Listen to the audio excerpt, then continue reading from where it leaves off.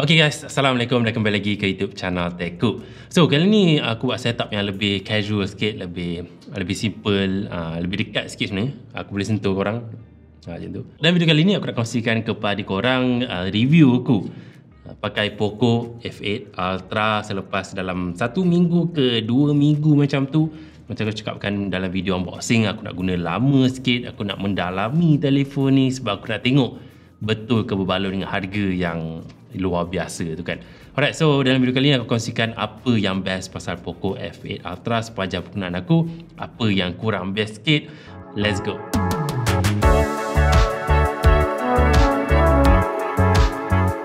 Okay, dari segi design dia, yes, nampak macam iPhone 17 Pro Max. Tapi sebenarnya iPhone yang tiru Poco lah. Sebab design ni Poco dah guna lama dah. Anyway, sepanjang dekat tangan aku ni, aku sangat suka design telefon ni. Bukan sebab bentuk modul kamera dia, bagi aku biasa je bentuk dia. iPhone pun biasa je. Tapi sebab kombinasi warna biru dengan silver dia, memang cun. Dan juga of course textured back panel denim yang lain daripada yang lain, memang sedap gila pegang.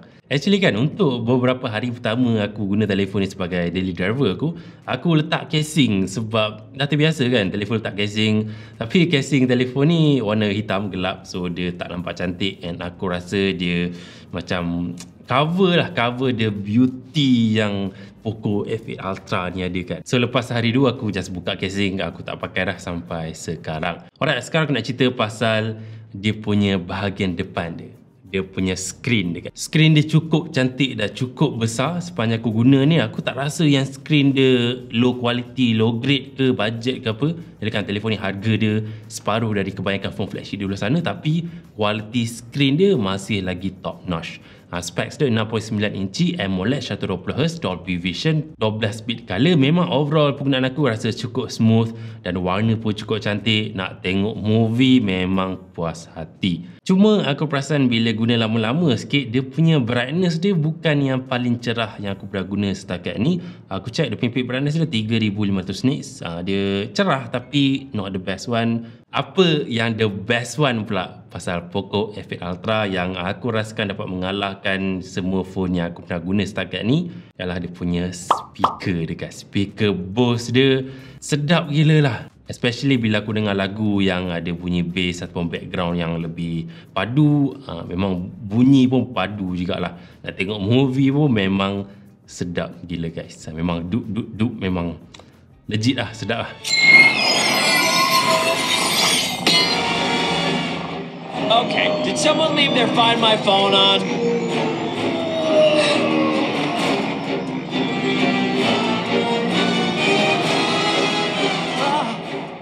Dan aku yakin korang mesti ada yang tertanya kan, kalau compare dengan phone Honor tu macam mana? Yang mana lagi sedap kan?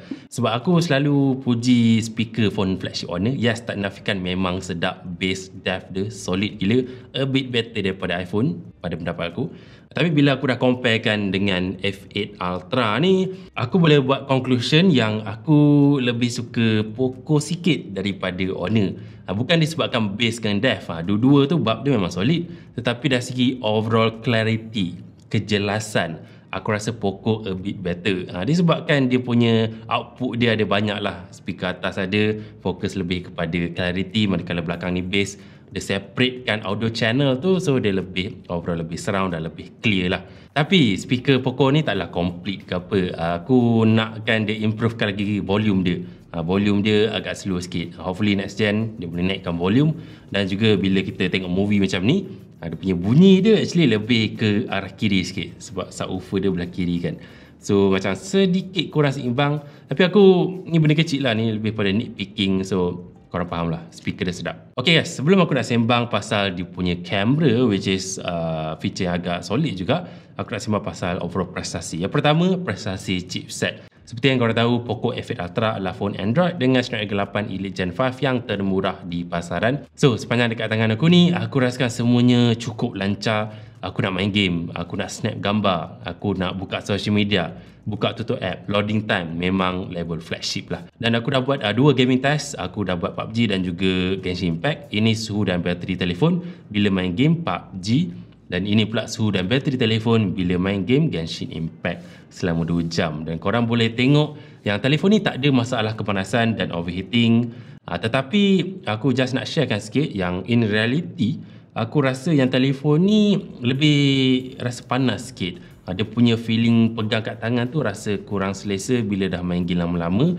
Mungkin disebabkan back panel denim ni. Aku rasa back panel denim ni dia trap heat dan dia tak boleh nak sebar, tak boleh nak spreadkan haba dengan lebih baik lah compare kepada back panel yang biasa. So aku rasa kalau korang gamers, ambil back panel yang warna hitam tu, bukan back panel denim ni lah. Alright, untuk prestasi bateri pula aku rasakan cukup mantap. Korang boleh tengok yang aku main game 2 jam, bateri turun 25%. So technically boleh bergaming 8 jam non-stop lah.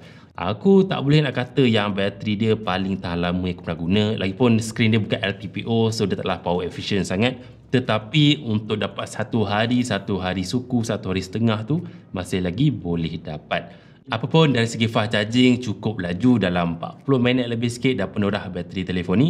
Aku cek 20 minit charging dah dapat 50%, so no complain lah dari segi kepantasan charging dia, memang solid. Lagipun telefon ni dia support juga wireless charging 50W, so ada plus point dekat situ juga. Lebih lengkap lah dia punya charging system dia. Okay, now kita sembang pasal dia punya kamera. So kamera dia agak solid lah macam aku cakap tadi. Kamera utama dia dapat hasilkan gambar yang cukup jelas. Sensor baru dia sharp lah. Kawalan cahaya yang sangat bagus. Details gambar pun sangat banyak, cun elok. Warna ni aku boleh kata lebih kepada warna standard Poco atau warna standard Xiaomi yang dulu. Jenis yang saturated sikit kan, dia pekat sikit, lebih punchy dan dia sentiasa nampak lebih hidup lah gambar tu. So kalau korang suka gambar lebih natural, mungkin bukan telefon ni lah. Dan satu kelebihan kamera Poco F8 Ultra ni adalah dia ada kamera periscope telefoto 5 kali ganda. Ini saya bergambar zoom jauh yang aku dah ambil, memang jelas. Even aku zoom lebih 30 kali ganda pun dia masih lagi boleh pakai dan cukup cantik lah.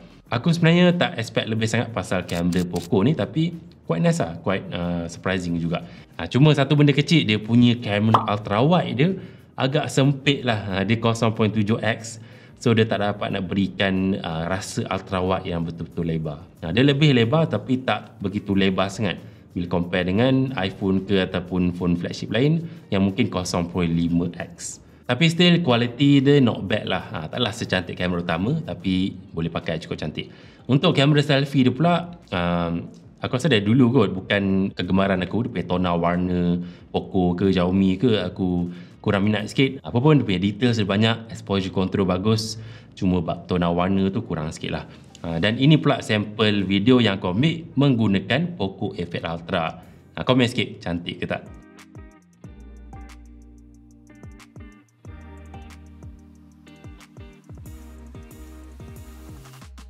Okey, ini sampel video 4K 30 bahagian depan dekat Pasar Seni. Okey. Okey, akhir sekali aku nak cerita pasal software yang digunakan oleh Poco F8 Ultra. Dia guna HyperOS 3 atas Android 16. And aku boleh kata yang software HyperOS ni makin smooth nak guna, makin lancar, makin boleh kata a bit more optimized compare kepada sebelum ni. Tetapi bila guna lama-lama baru aku faham lah, oh ini sebabnya harga dia semurah ni. Software dia masih lagi ada iklan. Tapi bukan dekat stock app, aku perasan dia dah beralih ke widget pula.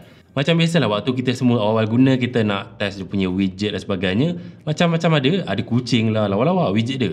Tetapi widget-widget yang ditawarkan ni, especially yang bahagian atas bila kita nak cari ni, sebenarnya adalah widget yang beriklan. Contohnya widget weather ni. Ini bukan widget weather daripada weather app telefon ni, tapi entah daripada internet mana entah punya app, dan bila tekan ada iklan guys. Dan bukan widget je, kalender yang nampak cantik yang ada pada bahagian atas ni pun actually bukan kalender dari telefon Poco pun. Mana entah datang. Dan of course bila tekan ada iklan juga. Sama juga macam beberapa widget-widget yang lain yang ada pada telefon ni. So ya, aku ingatkan dah tak ada iklan, tapi dia punya cara senyap-senyap masuknya berlainan sikit lah. Tapi jangan salah faham lah.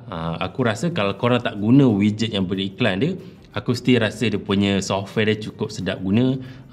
Korang tak akan jumpa iklan lah. Korang rasa macam tengah guna phone yang biasa, agak optimize juga, lancar dan banyak customization lah. Lagipun sekarang dah ada Dynamic Island ala-ala macam iPhone gitu kan. Dan dia punya ciri AI pun actually banyak jugalah pada HyperOS ni. Dan dari segi software update, tak silap aku dapat 4 tahun OS upgrade dan 6 tahun security update. Software dia overall okey, memang okey, tak cuma aku kurang minat sikit lah bila dah ada iklan ni kan. Dan dia punya, actually to be honest, dia punya design OS dia masih lagi kurang bergaya ataupun boleh kata kurang modern pada penghujung 2026 pada pendapat aku personally. So guys, itu sahaja yang aku nak kongsikan selepas guna Poco F8 Ultra dalam 1 minggu lebih ke 2 minggu ni. Overall cukup sedap lah, dia punya speaker, dia punya screen dia, dia punya bateri dia cukup okey. Dengan harga yang ditawarkan, aku tak boleh nak nafikan memang sangat-sangat berbaloi. So itu saja, komen sikit pendapat korang, like ni kalau korang suka, subscribe YouTube channel aku kalau belum subscribe. Thank you support dan jumpa lagi pada video yang akan datang. Stay safe, hati-hati, sentiasa happy. Bye bye. Poco masih lagi Poco, in a good way dan juga in a kurang good way.